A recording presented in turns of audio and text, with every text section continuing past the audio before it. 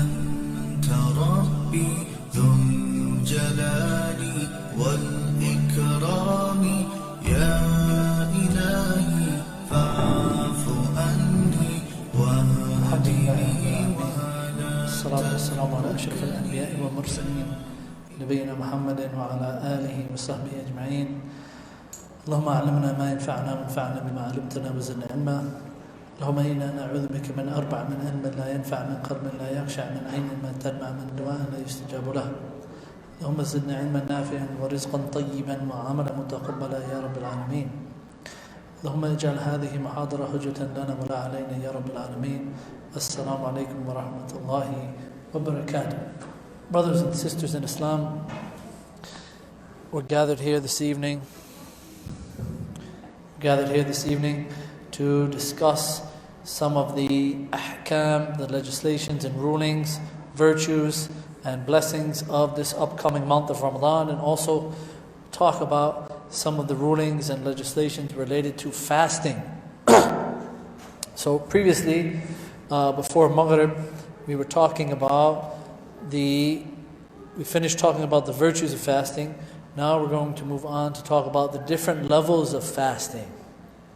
We talked about the first level, which is the bare minimum which every Muslim is required to do who is obliged to fast in the month of Ramadan, and this is to abstain from food and drink and intimacy from pre-dawn until sunset. Okay, this is the bare minimum of fasting. Then we talked about the second level of fasting, a higher level of fasting. The second level, or the B, right? If we were to grade our levels of fasting, C, B, and A, C+, B+, A+. Okay, this is the second level, the higher level of after the bare minimum. And this is the fasting of the senses, the fasting of the eyes. Meaning, don't look at things which are haram. Lower your gaze. Okay? The fasting of the ears. Don't listen to things that you shouldn't be listening to. The fasting of the senses. Okay? The touch. Don't touch things that you shouldn't be touching. Okay? So this is a higher level. Okay? And we said that there are some things which the individual may do which may break the person's fast. But when we say it may break their fast, what we mean here is that it will what? They will lose the reward for their fast. We talked about the hadith of the Prophet Muhammad sallallahu alaihi wasallam, in which he said, "Man lam yada' qawl az-zur wal 'amal bihi wal jahl falaysa lillahi hajatun fi an yada'a ta'amahu wa sharabahu." That whoever does not abandon foul speech and backbiting and slander and ignorance, then Allah subhanahu wa ta'ala has no need for him to abandon his food and his drink. So this is the proof that fasting is much more than just abstaining from food and drink. This means that fasting is also abstaining from all types of muharramat. So does backbiting and foul speech and lying break the fast? Okay? As we mentioned, it doesn't break the fast, but it reduces the reward. It could reduce the reward completely, or remove the reward completely, or it can reduce it greatly. Okay? Based on that hadith. And fasting, think of fasting as a shield. Have you ever watched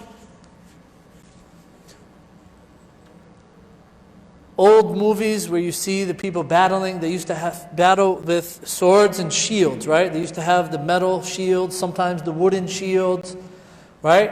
So they would use the shield, right? They would engage in battle. They would line up, have a line of warriors from this faction and a line of warriors from the other faction, and then the two leaders of each faction would come out. They would fight first, and then, right, to scare the two teams or the two factions and things like this, right? And they would block the blows with the sword, right? Block the blows of the sword of their opponent with the shield. Okay? So fasting is also a shield for the believer. This is what the Prophet Muhammad ﷺ told us. He said, Al-sawmu junnah.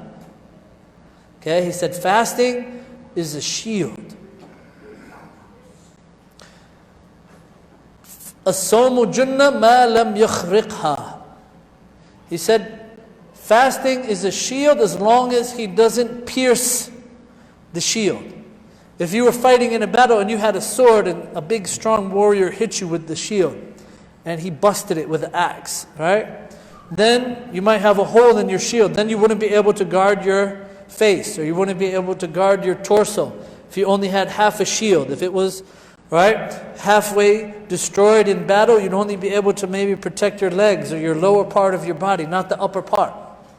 So similarly, fasting is a shield. Fasting is a shield from what?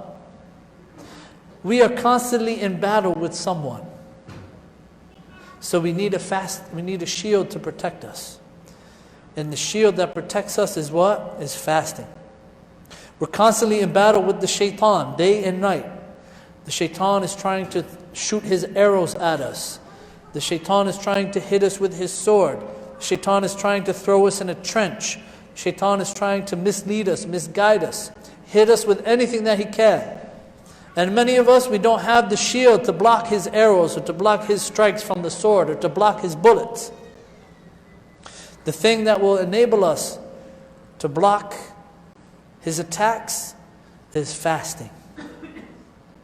But only if your shield does not contain holes.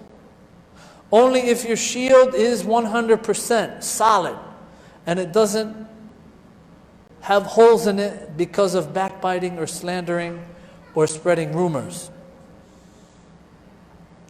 So in order for us to protect ourselves from the shaitan, we need to have our shields intact 100%. And this is how we have to have our fasting. Okay? If we want to be protected by Allah subhanahu wa ta'ala from the shaitan, then we can never let the shaitan pierce us with his arrows or pierce us with his misguidance or bullets. So the things that can cause our shields to be pierced is acts of obedience. And from the head of the acts of obedience, especially when we're fasting, is backbiting and slandering. Talking bad about your brothers or sisters behind their back. Spreading rumors about your brothers and sisters, or a disagreement that you may have with the intention of trying to cause mischief. These are all of the things that can pierce our shields and allow the shaitan to come to us and hurt us and harm us, and decrease the reward for our fasting. So that's the second level of fasting. What is the third level of fasting? The third level is the highest level. The ones who fast this level, they observe the other two levels of fasting, level 3 and level 2, and they also have level 1. They're the superstars, the champions of fasting. They get A+ at the end of the month of Ramadan for their fasting. This type of fasting, this is the highest level of fasting. It is the peak of spirituality and closeness to Allah subhanahu wa ta'ala. At this level, the worshipper empties one's heart of all of the things and loving all of the things of this dunya, and only loves Allah subhanahu wa ta'ala and the things that pleases Allah and satisfies Allah subhanahu wa ta'ala and His Messenger. This is what they call zuhud. This is what they call aestheticism, right? Where you live in this dunya as though you are a stranger, that you're only passing through. You use this dunya and everything in this dunya, the wealth that Allah has given you, the cars that Allah has given you, the land that Allah has given you, you use all of these things as seeds to plant here in this world so that you can attain reward from Allah subhanahu wa ta'ala and harvest all of those good deeds in the hereafter. Your heart isn't attached to material things. Yes, you have nice things. You have a nice house. You have a nice car. You have nice jewelry. You have nice clothes. But these aren't the things which make you who you are. These are just things that you have for a temporary time in which you will pass on and go to the next world and meet Allah subhanahu wa ta'ala. This is how, right? This is the highest level of fasting, where your heart is abstaining from loving all of the things of this dunya. You're just utilizing them as tools to get closer to Allah subhanahu wa ta'ala. Okay? So whoever his heart is filled with this, then this person, he finds true tranquility and peace in any situation that he's in. He doesn't have a house, he doesn't have food, he says Alhamdulillah. He has $1 billion in his bank account, 5 Mercedes-Benz, BMWs. He doesn't get arrogant and prideful about these things, thinking that he did it all with his own self and his hard work. He always thanks Allah, and no matter any situation that he's in. If he has it, Alhamdulillah. If he doesn't have it, Alhamdulillah. He's always praising Allah and thanking Allah subhanahu wa ta'ala. And having good things and having those type of things, luxurious things, these aren't the things which make him, as I said. These aren't the things which make him better than other individuals. Having material things of this world is not a sign that Allah subhanahu wa ta'ala loves you. Because Allah gives food, Allah gives mansions, Allah gives wealth to Muslims and non-Muslims. But the true sign that Allah subhanahu wa ta'ala loves you is that He makes you successful into being a good worshipper of Allah subhanahu wa ta'ala, an obedient servant of Allah subhanahu wa ta'ala. As Allah He says in the Quran, إِنَّ أَكْرَمَكُمْ عِنْدَ اللَّهِ أَتْقَاكُمْ. That indeed the most honorable of you in the sight of Allah are those who have the most what? The most piety. He didn't say the most children. He didn't say the most wealth. He didn't say the most houses, right? He didn't say the most children. He said the most piety, the most taqwa. And this is the whole justification and reason behind us fasting the month of Ramadan. So that we can attain what? So that we can lose weight, so that we can decrease our grocery bill, so that we can what? Decrease our cholesterol. Allah He says, كُتِبَ عَلَيْكُمُ الصِّيَامِ كَمَا كُتِبَ عَلَى الَّذِينَ مِنْ قَبْلِكُمْ لَعَلَّكُمْ تَتَّقُونَ. So that you can attain what? Piety. This is the whole reason why we fast. The whole reason why we pray Taraweeh. The whole reason why we read Quran. The whole reason why we feed the poor. The whole reason why we give Zakat al-Fitr. So that you can what? Attain taqwa. Attain piety and consciousness of Allah subhanahu wa ta'ala. So this is the third level of fasting. Okay?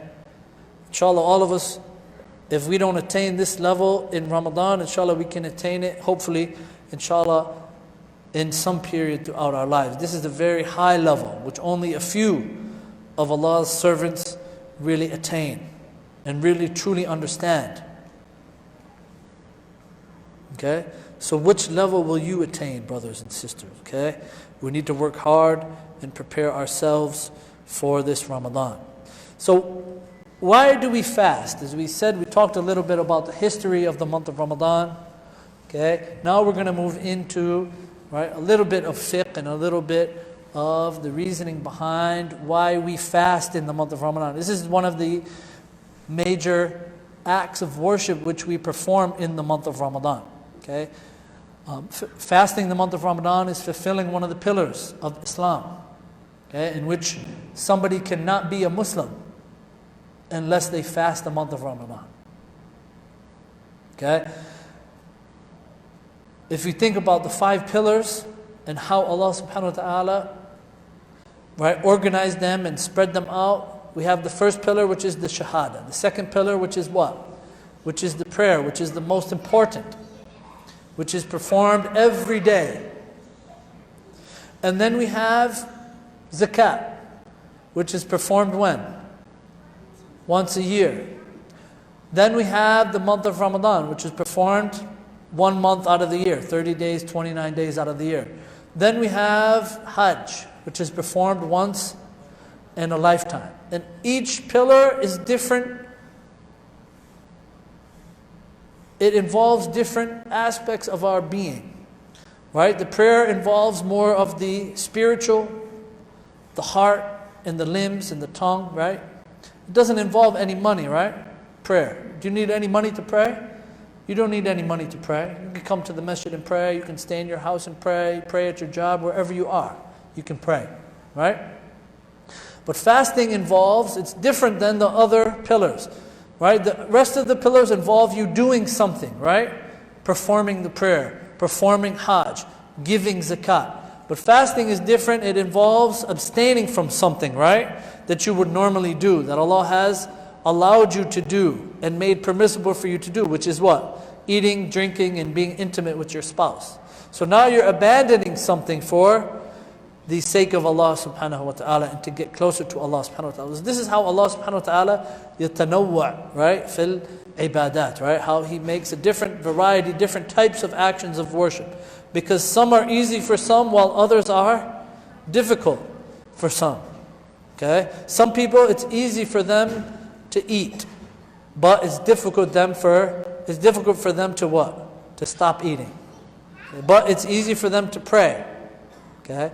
And it's easy for them to give zakat, but it may not be easy for them to make hajj. So the primary objective of fasting is what? As we mentioned, is to attain taqwa of Allah subhanahu wa ta'ala. And what is taqwa of Allah? What is taqwa of Allah subhanahu wa ta'ala?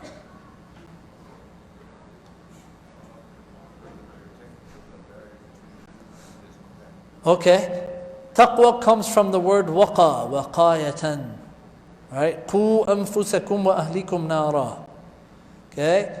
Taqwa comes from the word waqaya, which means a barrier.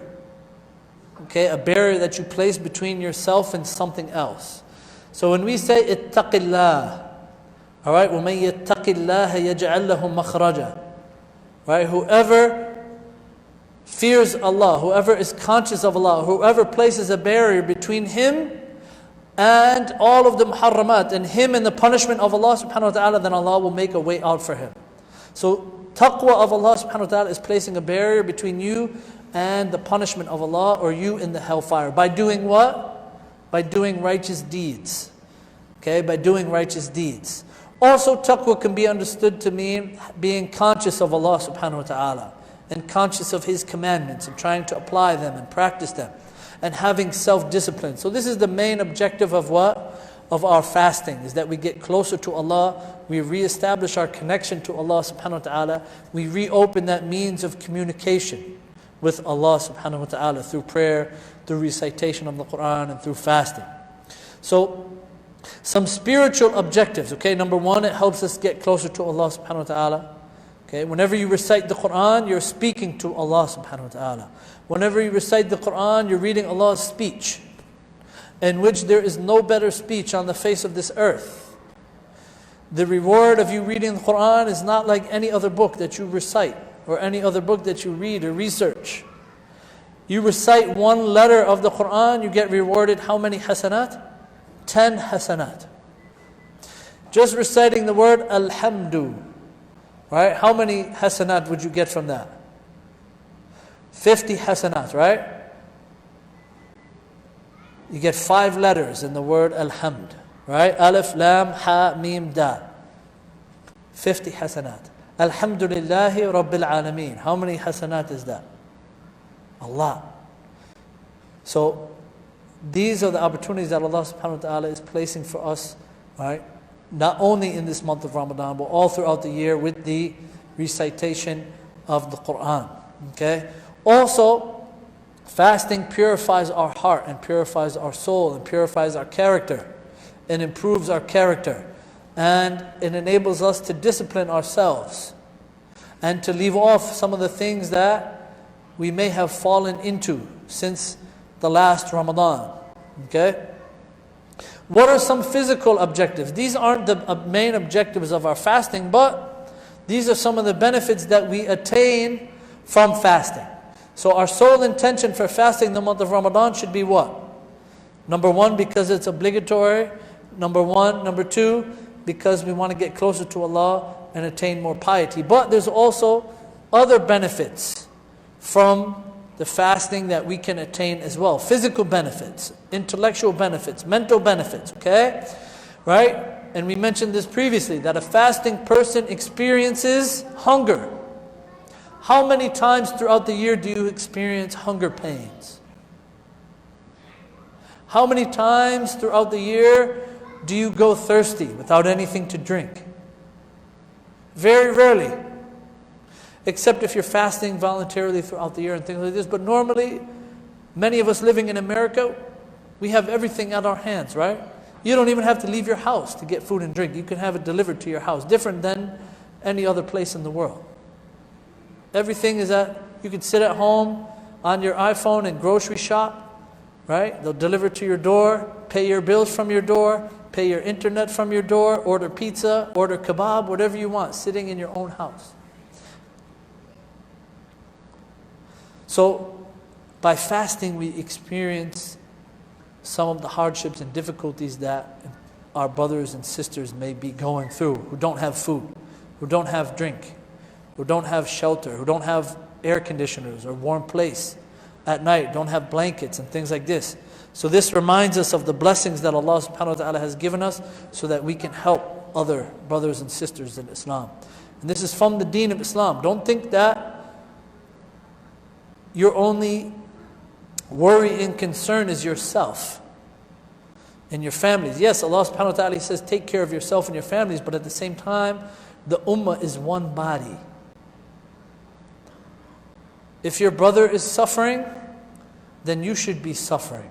You should feel his pain.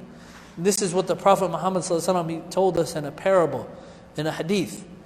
He said, مثل المؤمنين في توادهم وتراحمهم وتعاطفهم كمثل الجسد إذا اشتكى منه عضو تداعى له سائر الجسد بالسحر والحمى كما قال النبي صلى الله عليه وسلم. He said, the parable of the believers in their mutual love, their mutual compassion, their mutual gentleness is as if they are one body. If one of the limbs is sore or one of the limbs is injured or sick, then the whole body suffers from fever and restlessness. So just how our brothers and sisters may be experiencing pain and hardship on the other side of the world, in Syria, in Iraq, or Afghanistan, or Burma, or Africa, or Pakistan, or Kashmir, wherever they are, you should also, right, be thinking about them and making dua for them and helping them with your wealth, helping them with your supplications, helping them in any way that you can, and putting yourself in their shoes so that you feel and experience their pain as well. And then remind yourself of the blessings that Allah subhanahu wa ta'ala has blessed you with living here in the United States. Also, right, some of the benefits of fasting is that it lowers your blood sugar, cholesterol, systolic blood pressure. Okay, anybody who's a doctor in here or nurse, they could probably tell you a little bit more about that than I can. Okay, so it also improves your strength, okay, your endurance, your self-discipline. It gives you more focus and concentration. It removes sicknesses and impurities from your bodies, from your large intestines, from your small intestines, from your stomach. Gives your stomach a rest from constantly filling it up with food 3 times a day or 5 times a day or however many times a day we eat.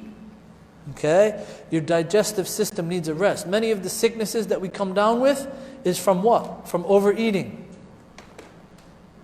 It's from overeating. Many of the sicknesses we come down with is because food isn't digested. We eat another meal before the first meal that we've taken into our body is digested. So, and this is from the wisdom of Allah subhanahu wa ta'ala for fasting. Allah, He doesn't want us only to realize the spiritual benefits of fasting and the taqwa of fasting, but also He wants us to what? Purify ourselves spiritually, physically, and intellectually. Okay? Many other benefits of fasting as well, okay? It facilitates natural detoxification, as I mentioned, right? Boosts the immune system, okay? Lowers the risk of diabetes, heart disease, neurological disease, right? Promotes discipline. This is one of the things that many of us need, especially many of our youth, many of our children, okay? Our young boys, our young girls. It teaches them discipline, okay? How to be disciplined, how to control themselves, how to control their wants and their desires and their physical appetites, and not let their flesh or their body control their mind and their hearts. Okay? So we're going to move on to the fiqh of fasting. Okay? We talked before about what is the meaning of fasting, okay, linguistically and religiously. Okay? So fasting, okay, is an action of worship to Allah subhanahu wa ta'ala by abstaining from food and drink and intimacy from pre-dawn until when? Until the setting of the sun. So what is the ruling for fasting Ramadan? We said fasting Ramadan is what? Is a pillar from the pillars of Islam. Okay? And we have evidence from this where in the Quran. Okay, what is the verse in the Quran that Allah subhanahu wa ta'ala makes the obligation of fasting? Who knows? Anybody know? Okay, in Surah Al-Baqarah. Okay, anybody recite it for us in Arabic? Ya ayyuhal ladhina amanu kutiba alaykum as-siyam. Alright? So anytime Allah subhanahu wa ta'ala mentions in the Quran kutiba or qada or wajaba or farada, this means that these things are what? Obligatory. This means that these things are obligatory for the Muslims to practice and the Muslims to implement. Also, we have the hadith of the Prophet Muhammad sallallahu alaihi wasallam. He says, hadith of Abdullah ibn Umar radiyallahu anhuma. He said, "Bunya al-Islamu ala khamsin, shahadatin la ilaha illallah wa anna Muhammad Rasulullah, wa iqam as-salat, wa ita'i zakat, wa hajj al-bayt, wa sawmi Ramadan, wa fi riwayah, wa sawmi Ramadan, wa hajj al-bayt."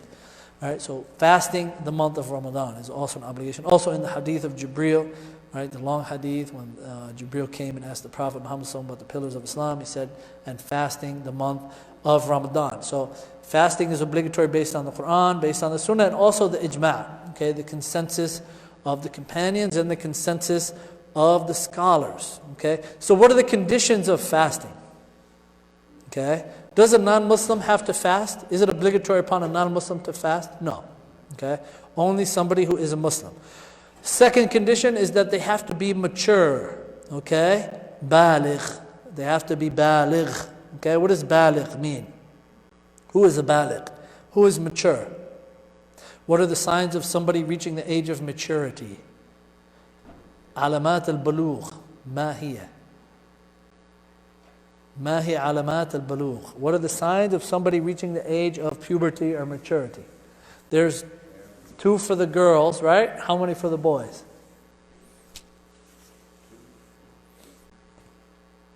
How do we know if a young boy or young girl reaches the stage of puberty? 2 for the boys, and how many for the girls?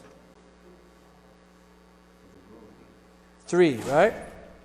3 for the girls and 2 for the boys, right? What are the signs that somebody has reached the age of puberty? Number 1, hair, pubic hair. Okay, hair down below, hair under the armpits, or facial hair for the boys. Also for the girls, hair down below, hair under the armpits, things like that. Second one, what is it? A dream. Okay, wet dream.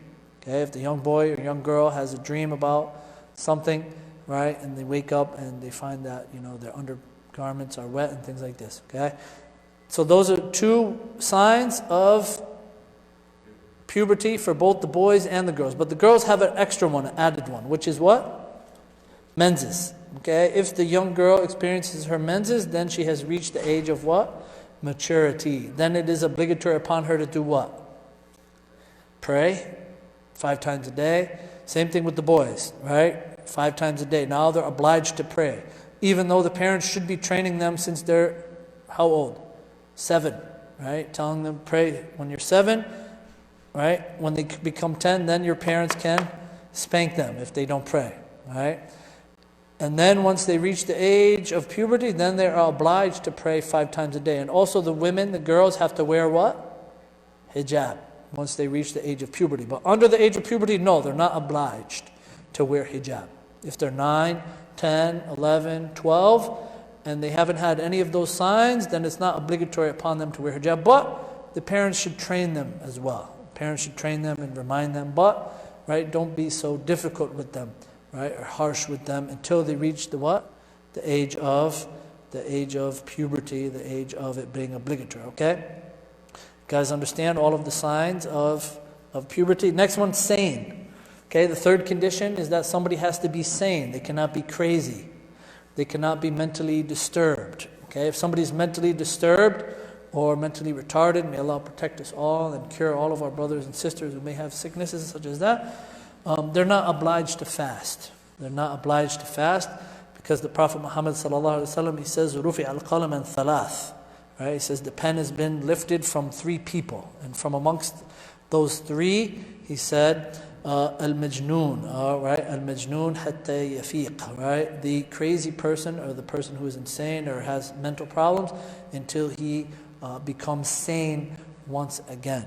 Okay, so the one who has some mental issues, then he is not obliged to fast. Okay. Fourth condition is the one who is healthy. Okay, the person who is healthy is obliged to fast, meaning they do not have any health disorders. Okay, they do not have any permanent sicknesses, or they do not have any temporary sicknesses in which if they were to fast it would harm them even more. Okay. Next condition is that they have to be a resident. What does that mean? They have to be a resident, right? Not traveling. Okay, they have to be, right? If you're from, right, this area here, right, and you didn't travel to North Carolina or California or Florida, then you would be obliged to what? To fast. But if you traveled, then you have a choice. You can either fast or you can break your fast and make it up. Okay? And number 6, this is for our sisters, right?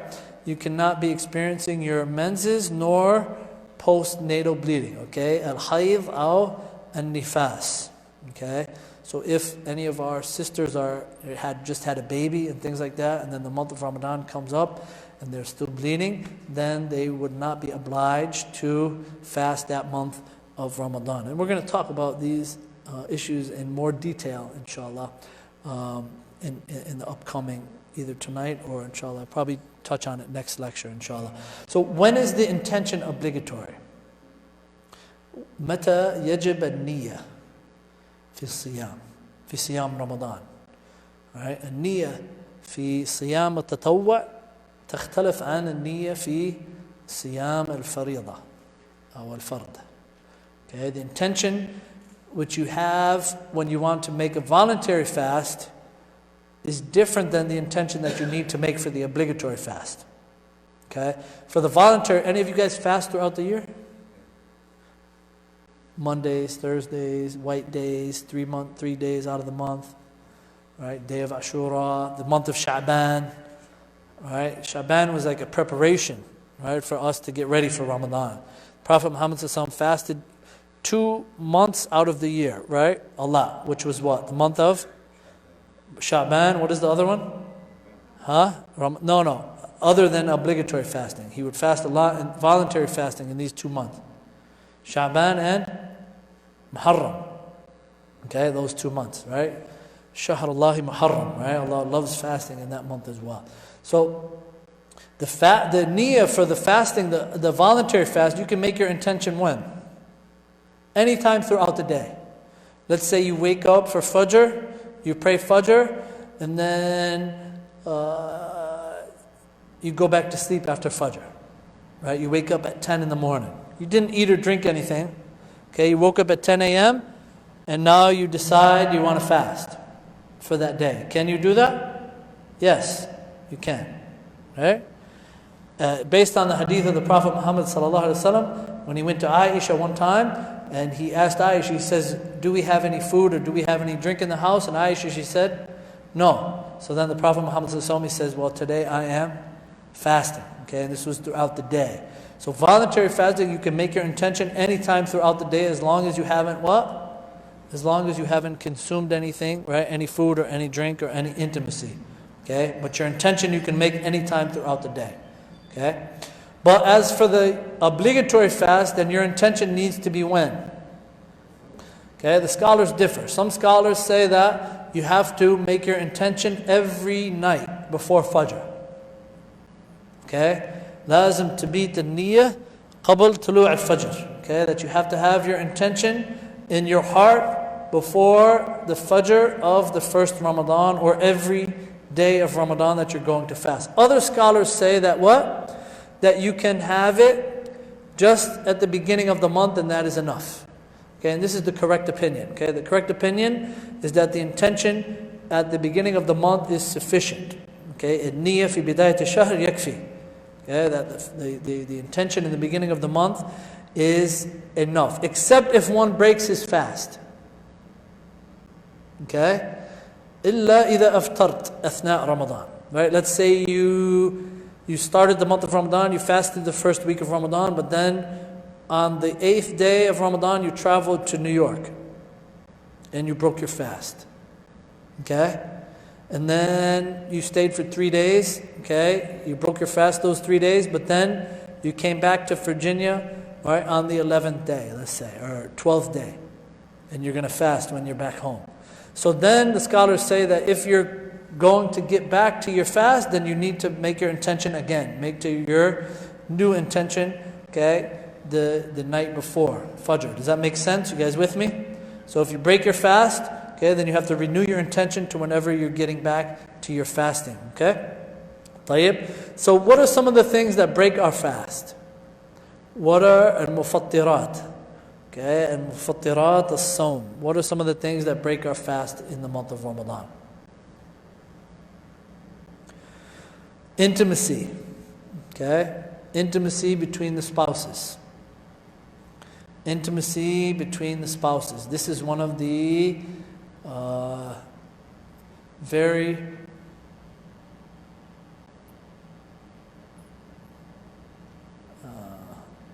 difficult and harsh things that Allah subhanahu wa ta'ala has said that what is the expiation for having intimacy during the month of Ramadan?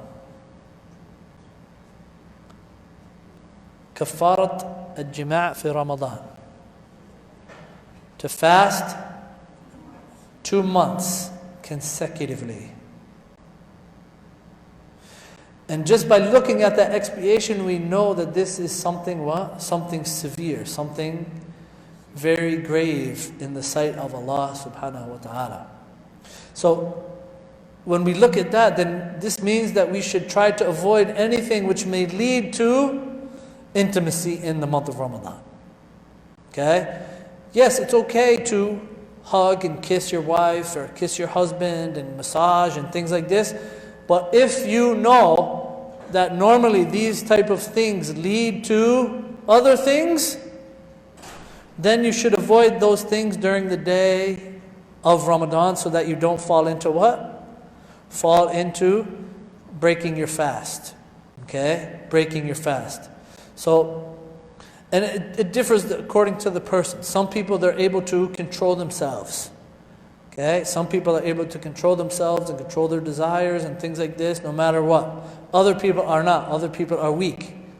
Okay? So, the best approach to take is to avoid, if you know that these things will lead to intimacy and things like this, best to avoid any of those things during your fasting. Okay? And leave it until the right time.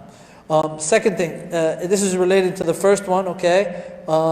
Ejaculation of any type of fluid, okay? So you may be caressing, maybe massaging your wife or husband and things like this, and you may get excited where something may come out. This will break your fast as well.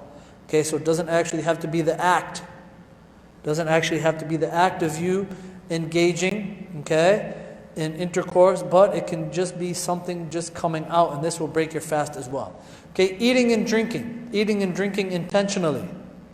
This also breaks your fast, okay? What if you do out of forgetfulness? This is why I put intentionally here. If you eat or drink forgetfulness, then it doesn't break your fast. Okay, it does not break your fast.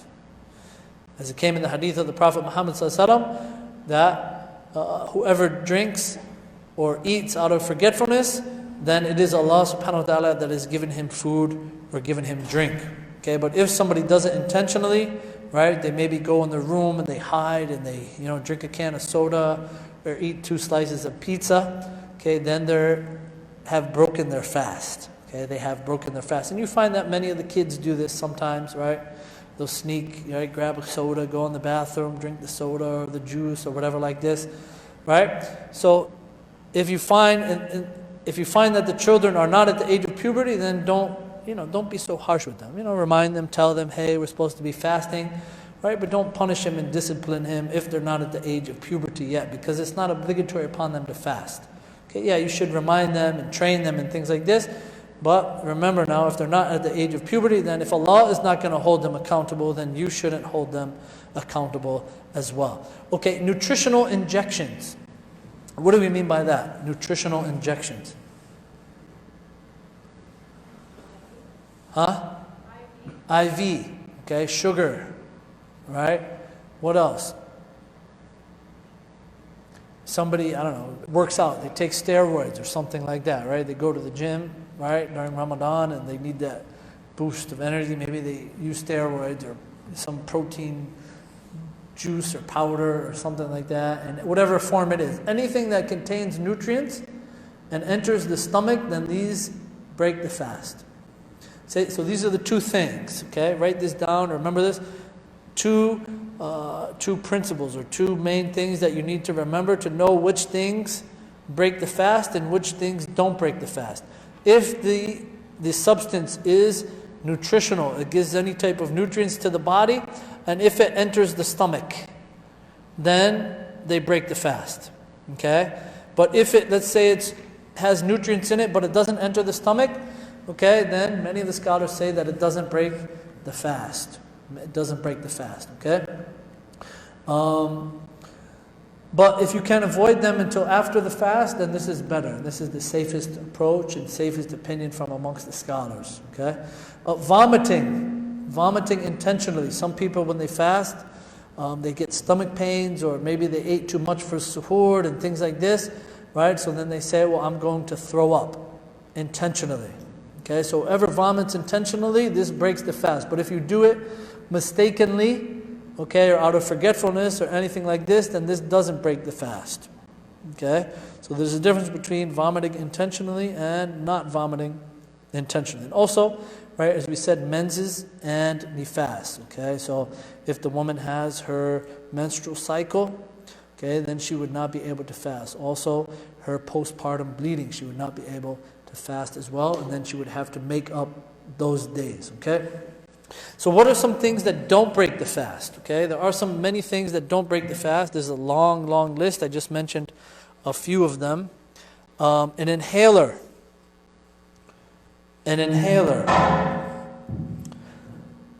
Okay. Anybody here have asthma? Okay, there might be some brothers or sisters who have asthma. May Allah subhanahu wa ta'ala cure you all, inshallah. An inhaler does not break the fast, alhamdulillah. Right? It may have some type of nutrients or something in it for the body, but one thing with the inhaler, it doesn't enter what? It doesn't enter the stomach, right? The mist dissipates where? In your mouth, right? In your mouth. It doesn't go sometimes even past your throat, right? It might go a little bit to the beginning of your throat, right? But it doesn't go into your stomach, okay? So inhaler does not break your fast. Endoscopy, okay? Those are the things like the tubes they put into your stomach, through your mouth, into your stomach to maybe check what's in your stomach or to remove something and things like this, right? The scholars have mentioned that this does not break your fast as well. As long as it doesn't have any type of, I don't know if anybody's ever done one of those, endoscopy or anything like that. Sometimes they put like oil or something like that, or a substance on it to make the tube go in easier through the throat and into the stomach. So the scholars say if they put this substance on it to make it go into the stomach, then it does break the fast. But if they just put the tube in itself without any substance on it, then it doesn't break the fast, okay? What about suppositories? You guys know what suppositories are, right? Suppositories, they go in the back, right? Like if you might have a fever, kids, maybe young children, or even you might have a fever, right? Sometimes suppositories work quicker than, right, taking Tylenol or fever medicines or, actually drinking medicine, right? They say that suppositories work quicker than other types of pills and capsules and things like this. So suppositories do not break the fast as well, okay? Because it's not food, nor is it drink, okay? An enema, okay? Enema, some people, they do enemas and things like that, to clean their intestines out or clean their stomach out and things like this. This does not break the fast as well. And one thing which is common amongst a lot of brothers and sisters, maybe they wear contacts, allergies. Now the allergies, there's a lot of pollen in the air these days. I don't know if any of you have been affected by the allergies season, but I have. Eyes may be itching and things like that, right? Eye drops as well, okay? So eye drops do not break the fast as well, okay? So who can break the fast now? Okay, we talked about some of the things that break the fast.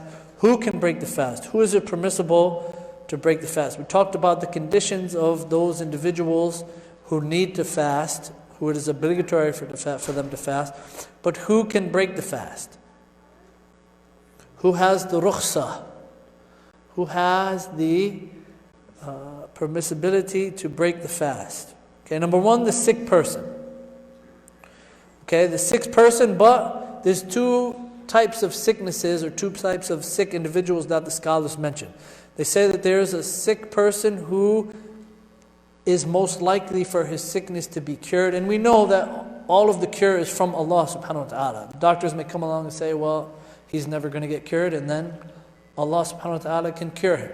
Right? Or the doctor can say, well, he'll only be sick for a week, but then he may be sick for a long time. May Allah protect us all and cure us all from sicknesses. So the scholars, they differentiate. They say that the sick person who is likely to be cured from his sickness, okay, let's say you have a flu. Okay, you got the flu in the first 3 days of Ramadan. Okay? And you weren't able to fast. And if you fasted because you were taking antibiotics, right, you were drinking a lot of water, doctor said you have to take the pills 3 times a day. If you didn't take those pills, then the sickness would what? Increase. You'd maybe get bronchitis, it would maybe lead to ammonia and things like this. Okay? So for this individual, he can what? He can break his fast. He can break his fast, but he must do what? He must make up the days. He must make up the days after the month of Ramadan, whether it's in Shawwal or the Qa'dah or the Hijjah or Muharram, any time throughout the year before the upcoming Ramadan. Next one is who? The traveler. Okay, the traveler has a choice. He can either break his fast or he can continue fasting. This all depends upon the individual and the mushaqqa, okay, and the masafa. Okay, what is the distance of traveling? That's another issue. Okay, what is the distance to consider yourself a traveler? Is it 2 miles, 10 miles, 50 miles, 80 miles, 150 miles? What if you're on plane? What if you're by car? What if you're on foot? What if you're on a train? Let's say you fly from here to Baltimore. 10 minutes, 15 minutes, right? But if you were to walk, how long?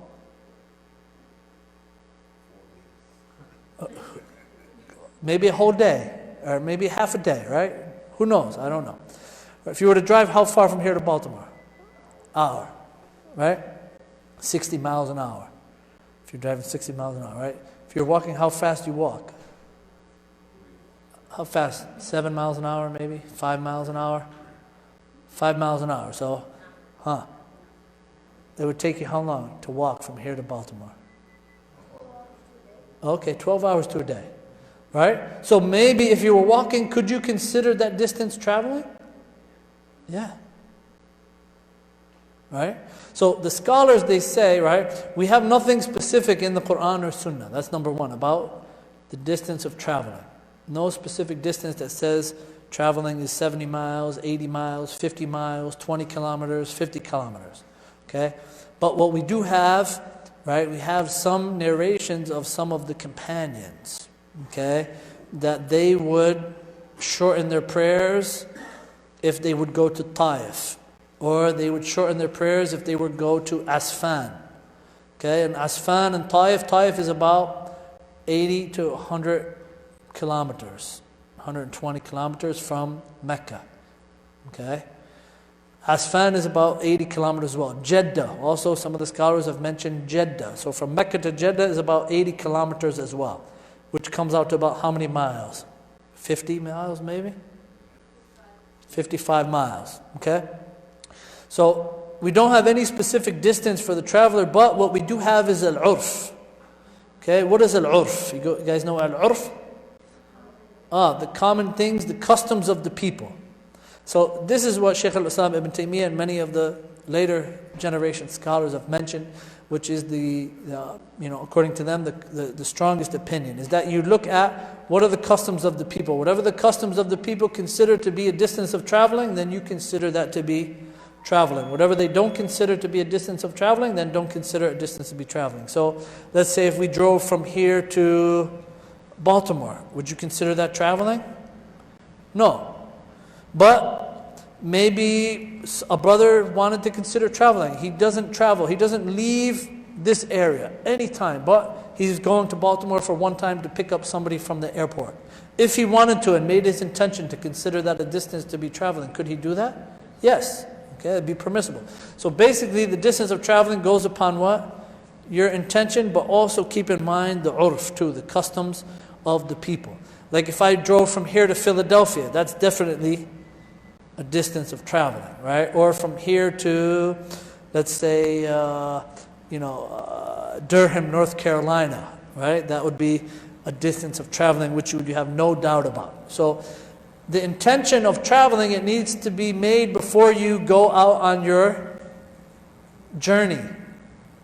Or in the beginning of your journey, in the beginning of the departure. Don't get to the place and then say, well, now I'm making my intention of traveling. When you didn't have the intent, you didn't consider that distance to be a distance of traveling in the first place. But the shaitan came to you and whispered and said, well, I'm tired, I'm lazy, I'm only going to pray 2 rakats instead of praying 4.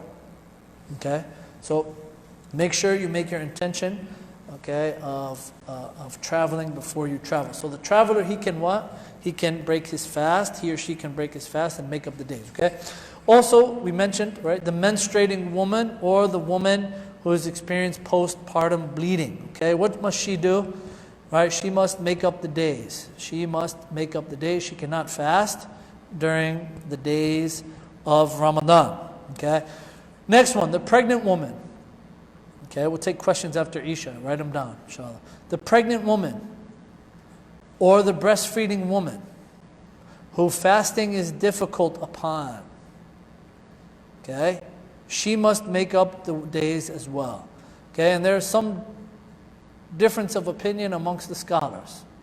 Okay, some of the scholars say that if she is worried about herself, that she will not be able, or she herself will be harmed by fasting, or the baby may be harmed from fasting. They differentiate. They say if the woman is worried about herself being harmed from fasting or breastfeeding, okay, then she only has to what? Make up the days. But if she's worried about the baby from being harmed by her fasting, okay, then she should what? Make up the days and feed the poor. Feed the poor. Okay? Number 5. The one incapable of fasting due to old age. Okay, the elderly. Or one who has a permanent sickness. Remember, we differentiated now. We said one who has a temporary sickness or a type of sickness which is most likely to be cured. All they have to do is do what? Make up the day that they missed. But the one who has a permanent sickness or the one who has old age. Let's say somebody has cancer. Let's say somebody has diabetes. Let's say somebody has any type of sickness which is, right, commonly known to be permanent, and right, maybe the doctors haven't found a cure, or maybe Allah subhanahu wa ta'ala hasn't cured them yet. Okay? These people, they can feed a poor person for each day that they cannot fast. And this is from the mercy and the ease of the religion of Islam. You don't have that in any other deen, any other religion. When the Jews and the Christians were fasting before, everybody had to fast without any exception. But from the mercy of the deen of Islam and the Prophet Muhammad ﷺ and the Rufa' al-Haraj, right, the removal of hardships upon this ummah, is that Allah subhanahu wa ta'ala took everybody's situation into consideration. The poor, the sick, the needy, the elderly, the handicapped, right? Everybody has a different capabilities, different abilities, and different situations and circumstances, okay? But if a cure is decreed, okay, let's say somebody has cancer, right, and the doctors say he's in stage 3 cancer. Allah protect us all and cure us all. And Allah subhanahu wa ta'ala decreed to cure him. Okay? Then does that individual have to make up those days or no? Okay? Based upon what the scholars say, they say the strongest opinion is that no, he does not have to make up the days as long as he fed a person for each day that he was not able to fast. Okay? Because he did what was obligatory upon him, according to his abilities, which was what? Feeding the poor. Okay? And Allah subhanahu wa ta'ala knows best. So what do we feed the poor? What do we feed the poor? How much do we feed the poor? Okay, two ways. Okay, two ways to feed the poor. Number one, you make food at home and you invite them to your house. Or number two, you disperse the food, go to the people, go to the homeless, right? Bring it to the masjid. You know there's some poor or needy brothers, you give it to them. How much should you give? 1 meal per person, okay?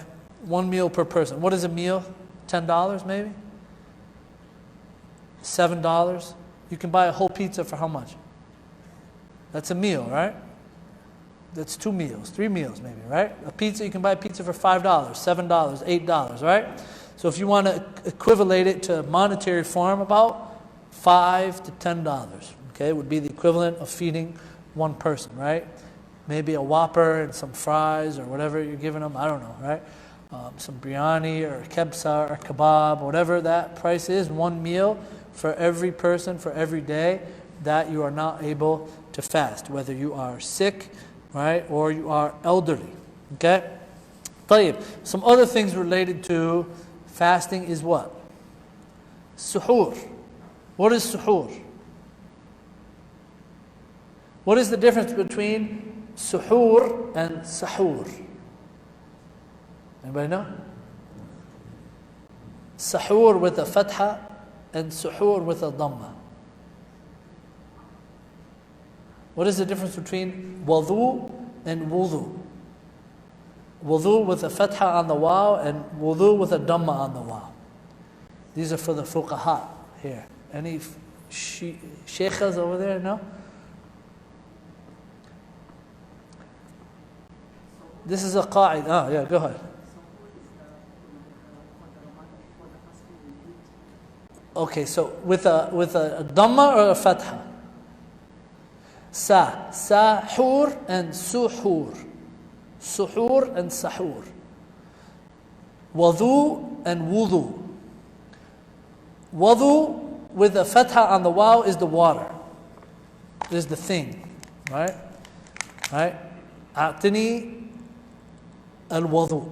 Right? Or ataytuhu bil-wudu. Right? I came to him with the water to make wudu. Wudu with the dhamma is the actual verb itself, the actual action yourself. You're making wudu, making ablution. Same thing with suhoor. Suhoor with the fatha is the actual meal that you consume. Suhoor with the dhamma is the time of eating the suhoor. Okay? Same thing with, right? Many words in the Arabic language, you'll see that, right? So anytime you see a fatha on the first letter, right, you'll see that it's the thing. Anytime you see that it's with a dhamma, it's either the action or the time of that thing, okay? So suhoor is the pre-dawn meal, okay? The meal that you eat before what? When do you eat suhoor? Huh? At 12 at night? 1, 2, 3? You eat suhoor from after Taraweeh all the way up until Fajr. You have like a 10-course meal, right? Or what? It's all permissible, but you want to keep in mind your health too and your body. Right? Your body's not used to eating at that time. Throughout the year, you never eat at that time, right? You never eat at 12 at night, 1, maybe sometimes if you're out late, but 2 in the morning, 3 in the morning, your body's not used to that. And especially after you've been fasting all day, your stomach is empty and things like this, right? Don't pig out, right? Because then you're going to regret it. You may become sick throughout Ramadan and then you may miss some days in Ramadan. So suhoor should be, the suhoor of the Prophet Muhammad sallallahu alaihi wasallam. Is suhoor, first of all, is suhoor obligatory or is it sunnah? Sunnah. Okay? تَصَحَّرُوا فَإِنَّ فِي السُّحُورِ بَرَكَةً كما قال النبي صلى الله عليه وسلم. He said, eat suhoor, eat the pre-dawn breakfast, for indeed it contains a lot of blessing from Allah subhanahu wa ta'ala. So if you can do anything to not avoid the suhoor meal, you should do it. Right? Make sure you eat that meal of suhoor, even if it's a cup of water, even if it's 1 date, right? Your alarm went off 10 minutes before Fajr, you don't have time to cook or anything, but you have 3 dates there, eat those 3 dates, drink a cup of water, you're good. Right? You'll see that Allah subhanahu wa ta'ala will place the barakah. He won't make you hungry throughout the day. You'll be sufficient. You'll be satisfied. Okay? So, suhoor, okay? Suhoor is the meal that is eaten before the adhan of Fajr. When should you start eating suhoor? What is the sunnah of the Prophet Muhammad sallallahu alaihi wasallam? The time to start eating suhoor and the time to end suhoor. The scholars they mention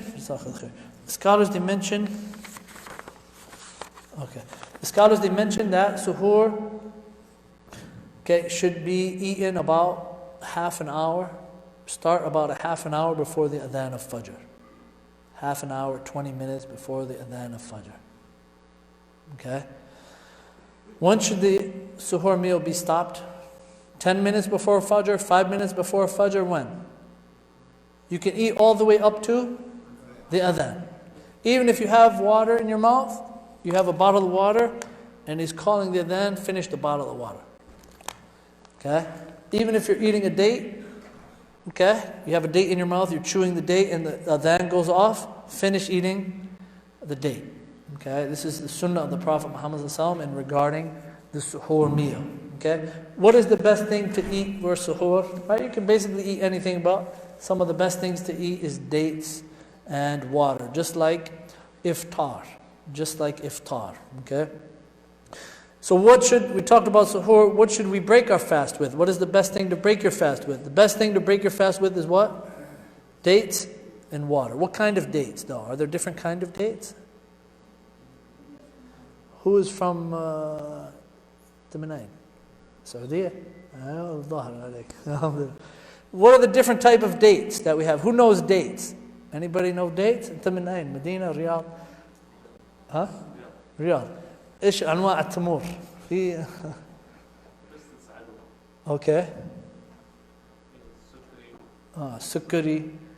Alright. So this Okay, khalas, mashallah. Alright, different kinds of dates. The Prophet Muhammad sallallahu alaihi wasallam, you have rutub. Right? The Prophet, he would break his fast upon what? Rutub. Okay, rutub are the ripe dates. You ever seen, I don't know, the rutub is like where it's half yellow and half brown. Okay? You have balah. What is balah? You guys know balah? Balah is the date, it's still hard. It didn't start ripening yet, right? It's very hard, it has a very strong taste, it's sweet sometimes. They have them in Medina. If you've ever been to Medina, right? They're red, right? Sometimes they're very bright yellow, things like that, right? So the Prophet Muhammad sallallahu alaihi wasallam, he would pick this special type of date to break his fast with, rutub. If he didn't have rutub, then he would eat what? There's a difference between rutub and tamr.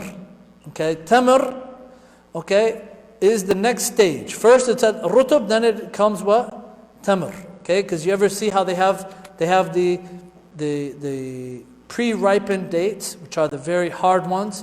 Then they have the ripe dates, which are half and half. Then they have the ones which are what? Soft, completely soft. And then they have the ones which are dry dates. You ever eat the dry dates? They're completely dry, they're crunchy when you eat them, very hard, right? So the Prophet Muhammad sallallahu alaihi wasallam would start off with what? With rutub. If he didn't have rutub, then he would move to tamr. If he didn't have tamr, then he would go to the drier dates, all depending on what he had. And with water, okay? And we're going to call the adhan. I just want to finish this slide, so bear with us. So, what if you don't have dates and water? What do you break your fast with? Basbousa, or sambusa, or what?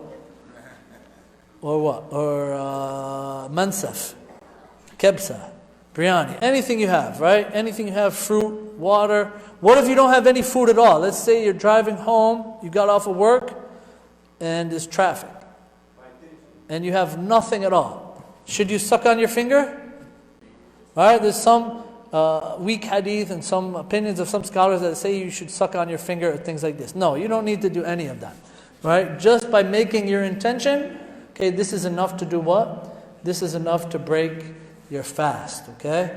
So if there's no food available, you can break your fast. If you're caught in traffic, okay, you make your intention that now your fast is broken, then you can do all of the things that you would normally do when you're not fast. So We'll stop here, we'll call the adhan, and then bi'idhnillah after Salat al-Isha, we will take some questions. May Allah subhanahu wa ta'ala bless all of you. May Allah subhanahu wa ta'ala increase all of us in goodness. Jazakallah khair wa barakallahu feek. Subhanaka Allahumma bihamdik. Ashhadu an la ilaha illa anta astaghfiruka wa atubu ilayk. Allahumma salli ala Muhammadin wa ala ali Muhammad kama sallaita ala Ibrahim wa ala ali Ibrahim. Innaka Hamidun Majid. Wa akhir da'wana alhamdulillahi rabbil alameen. Assalamu alaykum wa rahmatullahi wa barakatuh. فاعف عني واهدني ولا تتركني يا إلهي أنت ربي